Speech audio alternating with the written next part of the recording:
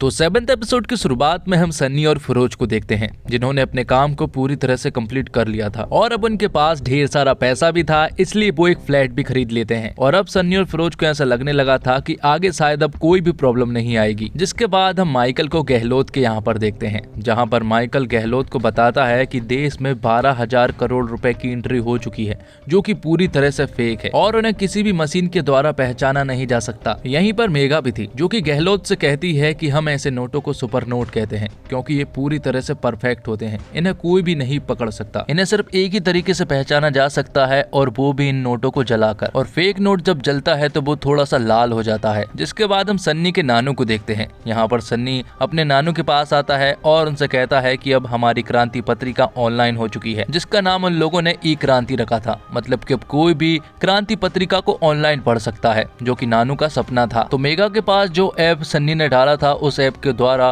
फिरोज भी उसके मैसेजेस पढ़ता था और फिरोज उससे कहता है कि वो मेघा के प्यार में पड़ गया है, जबकि हमें उससे दूर रहना चाहिए, क्योंकि हम उसके क्लोज सिर्फ उसे यूज करने के लिए गए थे। अब आगे हम सन्नी को मेघा के घर पर देखते हैं। यहाँ पर दोनों आपस में कुछ बातें करते हैं, जिसके बाद सन्नी मेघा को एक पेंटिंग गिफ्ट करता है और सन्नी मेघा को बताता है कि ये पेंटिंग उसने 15 साल की उम्र में बनाई थी। जिसके बाद मेघा सन्नी को कुछ अलग अलग देशों के नोट बताती है और उनसे कहती है कि ये सारे नोट जाली नोट है और इन्हीं नोटों में हमारा 500 का नोट भी था, जो कि सन्नी ने ही बनाया था। मेघा उससे कहती है कि जो फेक नोट लोगों ने बनाए हैं वो सारे लोग पकड़े गए हैं, सिवाय इस 500 का नोट जिसने बनाया है वो ही नहीं पकड़ा गया है, लेकिन जल्द वो भी पकड़ा जाएगा। अब वो दोनों बाहर आकर कुछ खाना खाते हैं और आपस में थोड़ा टाइम स्पेंड करते हैं। जिसके बाद सेल्फी वगैरह लेते हैं और फिर घर आ जाते हैं। घर आने के बाद उनके बीच नजदीकियां काफी बढ़ चुकी थी और वो इंटीमेट भी हो जाते हैं। जिसके बाद सुबह होती है तो सनी चुपचाप से मेघा के मोबाइल को उठाता है और उसके मोबाइल से वो ऐप इंस्टॉल कर देता है, जिससे कि वो मेघा के मोबाइल पर नजर रखा करता था। जिसके बाद मेघा अपने 500 का नोट देखती है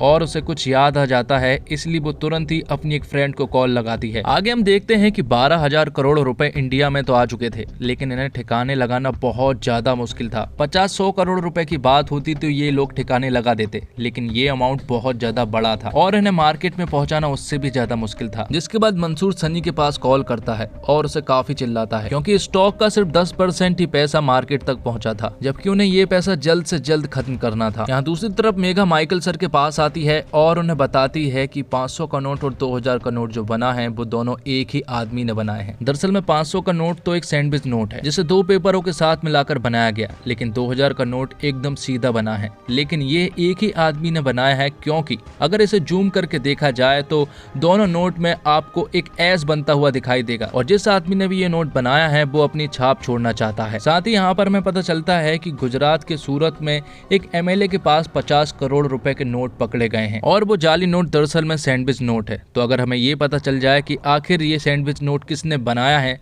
तो हम पता कर सकते हैं कि 2,000 के नोट भी किसने बनाए हैं। इसलिए हमें सूरत के एमएलए का मुंह खुलवाना होगा। अब आगे हम माइकल और शेखर को एमएलए के यहाँ पर देखते हैं, जहाँ पर कि उसके ऊपर कई सारे आरोप लगे हुए थे, लेकिन माइकल उनसे कहता है कि अगर वो हमें बता दे 20 करोड़ के नोट आपको किसने डिलीवर किए हैं तो सीबीआई उसका पीछा छोड़ देगी। लेकिन एमएलए उनसे आश्वासन चाहता था और उनसे गारंटी मांगता है कि क्या गारंटी है कि सीबीआई मेरा पीछा छोड़ देगी। तब माइकल तुरंत ही गहलोत सर के पास कॉल करता है, लेकिन गहलोत सर कॉल नहीं उठाते हैं और व्हाट्सएप पे भी मैसेज सीन नहीं कर रहे थे। और फिर कुछ देर के बाद एक न्यूज पब्लिक में फैलती है और ये खबर गहलोत के पास भी पहुंच चुकी थी कि 2,000 करोड़ के नोट इंडिया में आ चुके हैं, जो कि पूरी तरह से फर्जी हैं, जबकि ये न्यूज दरअसल में माइकल ने ही न्यूज में फैलाई थी। जिसके बाद गहलोत माइकल को बुलाता है और कहता है कि ये तुम्हारा काम है, लेकिन माइकल उनसे कहता है कि ये उसका काम नहीं है, यहाँ पर वो एक फेवर के लिए आया है। माइकल उससे कहता है कि ये नोट आर्टिस्ट नाम के एक आदमी ने बनाया है और अगर आर्टिस्ट पकड़ा गया तो जरूर मंसूर भी पकड़ा जाएगा और अगर मंसूर पकड़ा गया तो अगले इलेक्शन में आप ही की जीत होगी। उन्हें बस एक काम करना होगा कि एमएलए को किसी भी तरह से आप मनाएं। तो माइकल के कहने पर गहलोत तुरंत ही एमएलए के पास कॉल करता है और उससे आर्टिस्ट के बारे में पूछता है, लेकिन आर्टिस्ट के पते के बारे में तो उन्हें नहीं मालूम था, लेकिन उससे डील करने का कॉन्टेक्ट था, इसलिए उसे डील करने की प्लानिंग करने लगते हैं। तब एमएलए अपने कुछ आदमियों को कॉल लगाता है और आर्टिस्ट से डील करने को कहता है। ये बात अब फिरोज के पास भी पहुंच चुकी थी, जबकि उनके लिए तो ये एक सुनहरा मौका था, क्योंकि उन्हें तो ये पैसे ठिकाने ही लगाने थे। जिसके बाद हम सन्नी और मेघा को खाना खाते हुए देख पाते हैं कि तभी सन्नी के पास फिरोज का कॉल आता है और वो उसे बताता है कि सूरत का एमएलए हमसे फिर से डील करना चाहता है। जबकि दूसरी तरफ हम देखते हैं कि माइकल सर और मेघा भी ये सारी बातें सुन रहे होते हैं और फिर वो बार्गेनिंग करना शुरू कर देते हैं। एमएलए ने एक बहुत ही अच्छा ऑफर देता है, लेकिन फिलहाल डील फाइनल नहीं होती है। अब घर आने पर माइकल फिरोज से कहता है कि उसे इस काम में थोड़ी गड़बड़ी लग रही है, क्योंकि हमें थोड़ा काम स्लो करना चाहिए, क्योंकि हमारे पास एक बहुत बड़ा अमाउंट है और सोच समझकर ही हमें इन पैसों को मार्केट में ले जाना होगा। जिसके बाद हम मंसूर को देखते हैं, जिसके पास सियारा आती है और वो उससे कहती है कि जो पैसा इंडिया में है उन्हें जल्द से जल्द मार्केट में ले जाना होगा, क्योंकि मंसूर से ऊपर भी कुछ लोग हैं जिन्हें जवाब देना पड़ता है। आगे हम माइकल को देखते हैं, जिसके पास उसकी पत्नी रेखा आती है और यहाँ पर वो दोनों आपस में बात करते हैं और यहाँ पर रेखा उसे बताती है कि हमारे बीच में पहले ही सब कुछ खत्म हो चुका था। भले ही हम दोनों ने एक दूसरे से प्यार किया और लव मैरिज की, लेकिन एक समय के बाद वो सब कुछ खत्म हो गया था। अब अगले सीन में हम मंसूर को इंडिया में देखते हैं और वो अपने अड्डे पर आता है, जहाँ पर वो देखता है कि सिर्फ 10% ही स्टॉक खत्म हुआ है। तो यहाँ पर वो सन्नी को काफी चिल्लाता है और थोड़ी ही देर के बाद यहाँ पर मंसूर के पास एक आदमी आता है और वो उसे बताता है कि जो खबरी हमारे बीच में था हमने उसे पकड़ लिया है। जिसके बाद मंसूर उस आदमी के पास जाता है और उसे जान से मार देता है। जिसके बाद मंसूर सन्नी और फिरोज से कहता है कि गलती गलती होती है, छोटी हो चाहे बड़ी, उसका अंजाम सिर्फ एक ही होता है। यहाँ पर वो फिरोज और सन्नी को डराने की कोशिश कर रहा था, क्योंकि पैसा अभी तक मार्केट में नहीं पहुंचा था और उन्हें जल्द से जल्द पैसा मार्केट में पहुंचाना होगा, क्योंकि स्टॉक बहुत बड़ा है। तब सन्नी मंसूर से कहता है कि वो जल्द से जल्द इन पैसों को ठिकाना लगा देगा। और फिर अगले सीन में हम माइकल को देखते हैं, जिसके पास एमएलए का मैसेज आता है और वो यहाँ पर माइकल को बताता है कि सन्नी डील के लिए मान गया है। और इसी के साथ एपिसोड 7 यहीं पर खत्म होता है। तो 8th एपिसोड की शुरुआत में हम सन्नी और फिरोज को देखते हैं, जिनके पास अब कोई और रास्ता नहीं था एमएलए से डील करने के अलावा। और फिर अगले सीन में हम माइकल और रेखा को देखते हैं, जिनका कोर्ट में डिवोर्स हो रहा था। यहाँ पर माइकल जज साहब से कहता है कि जो उसका फ्लैट है वो रेखा के नाम करना चाहता है, लेकिन रेखा कहती है कि वो आपकी मेहनत की कमाई का है, इसलिए वो आपके पास ही रहेगा। और इसी के साथ उनका डिवोर्स हो जाता है। जिसके बाद हम सन्नी और उसके नानू को खाना खाते हुए देख पाते हैं। यहाँ पर नानू सन्नी से कहते हैं कि उसके सपने में हमेशा एक बुरा ख्याल आता है और वो ख्याल ये है कि सन्नी कुछ बुरा काम करता है और उन्हें उसने पकड़ लिया है, जबकि ये सब कुछ सच में हो चुका है। लेकिन मेमोरी लॉस के कारण नानू को कुछ भी याद नहीं है, लेकिन नानू अब बिल्कुल ठीक है। तो एमएलए की अब सन्नी से डील होने वाली है और ये सारी इन्फॉर्मेशन अब क्राइम ब्रांच के पास है। तो उनकी डील जो है वो एक बिल्डिंग में होने वाली थी और माइकल यहाँ पर सन्नी को पकड़ने के लिए एक तगड़ी प्लानिंग करता है और उसे पकड़ने के लिए माइकल ने ढेर सारे ऑफिसरों को अपॉइंट किया था। जिसके बाद हम सन्नी और फिरोज को देखते हैं, जो कि अलग अलग कार से उस बिल्डिंग में घुसते हैं। फिरोज के पास ढेर सारा पैसा था और वो एक बैंड से यहाँ पर आया हुआ था और माइकल एक ऑफिस में था और वहाँ बैठे बैठे वो बिल्डिंग के सारे सीसीटीवी फुटेज को देख रहा था। यहीं पर मेघा भी मौजूद थी। तो सन्नी भी अब बिल्डिंग में पहुंच चुका था और वो 6th फ्लोर पर था। तब एमएलए से कांटेक्ट किया जाता है और उसे 6th फ्लोर पर बुलाया जाता है, लेकिन यहाँ पर मेघा और एक ऑफिसर पैसा लेकर जाते हैं और 6th फ्लोर पर पहुंचने के बाद वो एक जगह पर रुककर उसका इंतजार करते हैं। लेकिन काफी देर हो चुकी थी पर आर्टिस्ट अभी तक नहीं आया था। थोड़ी ही देर के बाद मेघा अपने ऑफिसरों से कहती है कि उसे नीचे उतर कर देखना चाहिए, क्योंकि उसे कोई भी पहचानता नहीं है और किसी को शक भी नहीं होगा। तब यहाँ पर ऑफिसर उसे ऑर्डर दे देते हैं। जिसके बाद सनी अपनी कार से उनके थोड़े नजदीक आता है तो यहाँ पर वो मेघा को देखता है और मेघा को देखने के बाद वो वहीं पर रुक जाता है। हालांकि वो कार थोड़ी दूर थी, इसलिए मेघा ने सनी को नहीं देख पाई थी। जिसके बाद सनी अपनी कार को पीछे करने लगता है और मौका देखकर यहाँ से भाग निकलता है। लेकिन बिल्डिंग में और भी ढेर सारे ऑफिसर्स थे जो कि सनी की कार का पीछा करने लगते हैं। उनके पास सारे सीसीटीवी कैमरे भी मौजूद थे। तो सनी अपनी व्हाइट कलर की कार से निकलकर फिरोज के साथ रेड कलर की कार में बैठता है और वो फिरोज को बताता है कि ये एक ट्रैप था, हमें पकड़ने की बहुत तगड़ी प्लानिंग की है किसी ने। तो सारे ऑफिसर सब 2nd फ्लोर पर आ चुके थे और यहीं पर फिरोज और सन्नी भी मौजूद थे। जिसके बाद वो यहाँ पर क्लीनर के कपड़े बदलते हैं और यहाँ से जाने की कोशिश करने लगते हैं। बीच रास्ते में ही इन्हें माइकल मिलता है। माइकल इनकी कार को रोकता है, जहाँ पर सनी उन्हें बताता है कि वो क्लीनर है और सफाई कर्मचारी है, इसलिए उन्हें जल्दी जाना होगा क्योंकि उन्हें किसी और भी जगह जाकर काम करना है। तब माइकल उनका आइडेंटिटी कार्ड मांगता है। वो लोग चेक करते हैं और सब सही था। माइकल उनसे पूछता है कि यहाँ पर व्हाइट कलर की एसयूवी कार थी, क्या उन्होंने देखी है? जिस पर कि सनी उन्हें बताता है कि 5 मिनट पहले तक वो इसी लाइन में खड़ी थी, लेकिन वो अब जा चुकी है। ये बात सुनने के बाद माइकल सनी को यहाँ से जाने देता है, लेकिन तभी एक ऑफिसर माइकल को बताता है कि हमें व्हाइट कलर की एसयूवी कार मिल चुकी है, लेकिन उसके अंदर कोई भी इंसान नहीं है। ये सुनने के बाद तो माइकल सनी की कॉलर पकड़ लेते हैं और सनी को पता चल गया था कि अब वो पकड़े जाने वाले हैं, इसलिए वो फुल रफ्तार में अपनी कार को भगाता है और यहाँ से बाहर निकलने की कोशिश करने लगता है। बाहर तो सनी सही सलामत निकल चुका था, लेकिन उसके पीछे पुलिस की ढेर सारी कार पड़ जाती है। आगे जाने के बाद ये एक ट्रैफिक सिग्नल पर रुकते हैं जहाँ पर कि ढेर सारा ट्रैफिक था। पुलिस वाले भी यहाँ पर आ चुके थे और वो नीचे उतर कर उनकी कार तक पहुंचने लगते हैं और ये सब कुछ सनी भी देख रहा होता है। लेकिन थोड़ी ही देर के बाद ट्रैफिक क्लियर हो जाता है और ये यहाँ से निकल पड़ते हैं। आगे जाने के बाद उन्हें कुछ पुलिस वाले फिर से घेर लेते हैं जो कि इनके जस्ट पीछे ही थे। ये देखकर फिरोज कहने लगता है सनी से कि हमें सरेंडर कर देना चाहिए, लेकिन सनी ये नहीं करना चाहता था। उसके दिमाग में एक आइडिया आता है और वो फिरोज से कहता है कि पैसों को उड़ाना शुरू कर। तब तुरंत ही फिरोज पीछे जाता है और फिर पैसों को उड़ाना शुरू कर देता है और जैसे ही पैसे उड़ना शुरू होते हैं तो यहाँ पर ट्रैफिक लग जाता है और लोग पैसे लूटने में लग जाते हैं और एक बहुत लंबा ट्रैफिक भी लग जाता है। ये सारी चीजें होते हुए सनी और फिरोज भी बार बार पीछे मुड़कर देख रहे होते हैं और इसी के चलते उनकी गाड़ी अनबैलेंस हो जाती है और उनकी कार का भी एक्सीडेंट हो जाता है। इसके बाद वो किसी तरह से बचते बचाते कार से निकलते हैं, लेकिन यहाँ पर भी पब्लिक इकट्ठी हो चुकी थी और वो सभी लोग भी पैसे को लूटने में लगे हुए थे। थोड़ी देर के बाद यहाँ पर माइकल सर और मेघा भी पहुंच चुकी थी।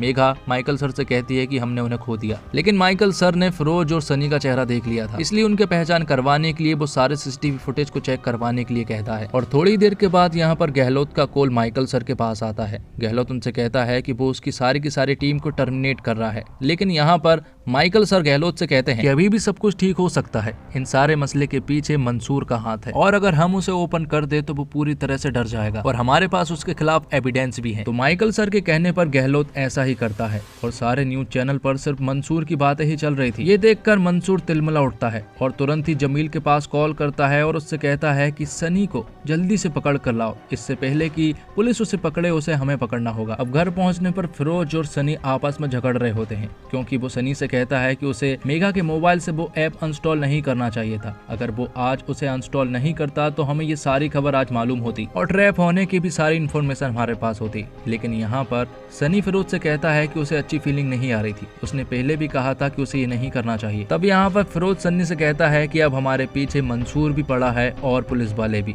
हम लोग बीच में फंस चुके हैं। जिसके बाद हम सन्नी को मेघा के घर पर देखते हैं। दरअसल सनी बहुत दिनों के बाद मेघा के घर पर पहुंचा था, इसलिए मेघा उससे पूछती है कि आखिर वो इतने दिनों तक कहाँ था, जिस पर कि सनी उससे कहता है कि वो ट्रैवलिंग कर रहा था और कुछ दिनों के बाद उसे फिर से जाना है। और फिर वो मेघा के घर से जैसे ही बाहर निकलता है तो वो तुरंत ही जमील के पास कॉल करता है और उसे अपनी सारी सिचुएशन के बारे में बताता है। लेकिन जमील उससे कहता है कि मंसूर सर अपना साथ नहीं छोड़ते हैं और अपनों का तो बिल्कुल भी नहीं, इसलिए वो सनी से कहता है कि वो मेरे टच में रहे। अब अगले सीन में हम सायरा और मंसूर को देखते हैं। यहाँ पर सायरा मंसूर से कहती है कि उसका खेल जल्द से जल्द अब खत्म होने वाला है क्योंकि जो ऊपर लोग बैठे हुए हैं वो उसके साथ अच्छा नहीं करेंगे और तुम्हारे पैसे भी अब बिल्कुल सेफ नहीं है।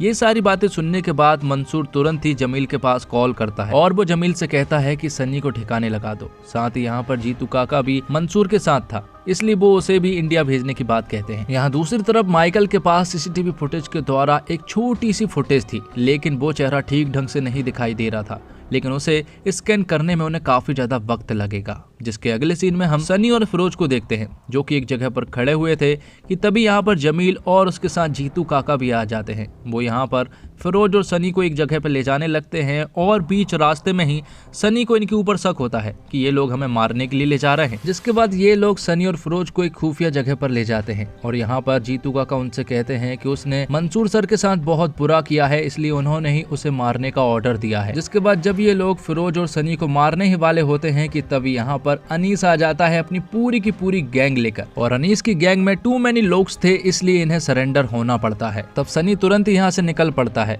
और यासिर चाचा के पास कॉल लगाता है, लेकिन कॉल वो नहीं उठा रहे थे, इसलिए वो उनके पास एक वॉइस मैसेज छोड़ देता है। अब अनीस उन्हें एक घर में लाता है जहाँ पर अनीस उनसे कहता है कि उन्हें कुछ दिनों के लिए अंडरग्राउंड हो जाना चाहिए क्योंकि मंसूर और पुलिस उन्हें ढूंढ रही है और किसी भी वक्त उन्हें वो ढूंढ सकती है। और तभी सनी के पास यासिर चाचा का कॉल आता है और वो उसे बताते हैं कि क्रांति पत्रिका फैक्ट्री में आग लग चुकी है और उस फैक्ट्री के अंदर नानू भी थे और उनकी भी डेथ हो गई है। यहाँ दूसरी तरफ माइकल की फैमिली अब डिवोर्स होने के बाद अपने घर को शिफ्ट कर रही होती है। जाते जाते माइकल अपने बेटे से मिलता है और खुशी खुशी उनसे बाय कहता है। जिसके बाद अनीस सनी और फिरोज के पास आता है और उन्हें ट्रेन की टिकट्स देता है और उनसे कहता है कि उनकी ट्रेन रात को है। तब सनी यहाँ पर फिरोज से कहता है कि वो स्टेशन चला जाए वो उसे स्टेशन पर ही मिलेगा, उसे एक छोटा सा काम करना है। जिसके बाद सनी अपनी गन को निकाल कर यहाँ से निकल पड़ता है। तो यहाँ सनी का चेहरा स्कैन हो रहा था और स्क्रीन के आगे मेघा बैठी हुई थी, लेकिन सिर्फ 50% चांसेस ही हैं कि सनी का चेहरा एक्सपोज होगा। लेकिन अगर एक्सपोज हुआ तो वो सबसे पहले मेघा को ही दिखाई पड़ेगा। यहाँ माइकल सर अपनी फैमिली से बिछड़कर पूरी तरह से डिप्रेस्ड हो चुके थे और खुद को बहुत ज्यादा अकेला महसूस कर रहे थे, इसलिए वो यहाँ पर शराब भी पी रहे होते हैं। जिसके बाद मंसूर के अड्डे को दिखाया जाता है जहाँ पर कि जमील था और थोड़ी ही देर के बाद यहाँ पर सनी आ जाता है और वो जमील से बात करने की कोशिश नहीं करता, बल्कि उसे धाए धाए गोली मारकर उसे जान से मार देता है, क्योंकि सनी बहुत ज्यादा गुस्से में है क्योंकि उसके नानू को इन्होंने ही मारा है, ये उसे मालूम है। अंदर जाकर भी वो सभी को चुन चुन कर मारता है। फैक्ट्री के अंदर कई सारे लोग मौजूद थे जो कि उसके ऊपर अटैक भी करते हैं। इसी कारण सनी थोड़ा सा घायल भी हो जाता है। आखिर में वो जीतू काका को मारता है और अंदर के लॉकर को खोलने के लिए उसका पासवर्ड डलवाता है। अंदर जाने पर वो देखता है कि अभी भी ढेर सारा रुपए है और तभी जीतू काका के पास मंसूर का वीडियो कॉल आता है जो कि सनी उठाता है। और मंसूर जब सनी को देखता है तो उसकी हालत पतली हो जाती है। यहाँ पर सनी मोबाइल को एक जगह पर रखता है और पूरे पैसों में पेट्रोल छिड़क कर उनमें आग लगा देता है और वो मंसूर से कहता है कि वो उसके पास जल्द आ रहा है। जिसके बाद मंसूर सिसक के रोने लगता है। यहाँ मेघा उस स्क्रीन के सामने बैठी हुई थी और वो चेहरा कितना स्कैन हुआ ये हमें नहीं बताया गया। दूसरी तरफ फिरोज भी सनी का इंतजार कर रहा होता है स्टेशन पर, लेकिन सनी तो मंसूर के लोगों की बुरी तरह से बैंड बजाने में लगा हुआ था। और इसी के साथ एपिसोड 8 यहीं पर खत्म होता है। तो दोस्तों उम्मीद करता हूँ आपको ये सीरीज पसंद आई होगी। सीरीज पसंद आई हो और वीडियो थोड़ी भी अच्छी लगी हो तो वीडियो को लाइक जरूर कीजिएगा और इसी तरह की वीडियोस पाने के लिए आप हमारे चैनल को सब्सक्राइब भी कीजिएगा। साथ ही आप हमें कमेंट बॉक्स में बता सकते हैं कि आपको ये सीरीज कैसी लगी। मिलते हैं एक और नई वीडियो के साथ, तब तक के लिए आप हमारे चैनल के साथ बने रहिए। धन्यवाद। जय हिंद, जय भारत, जय श्री राम।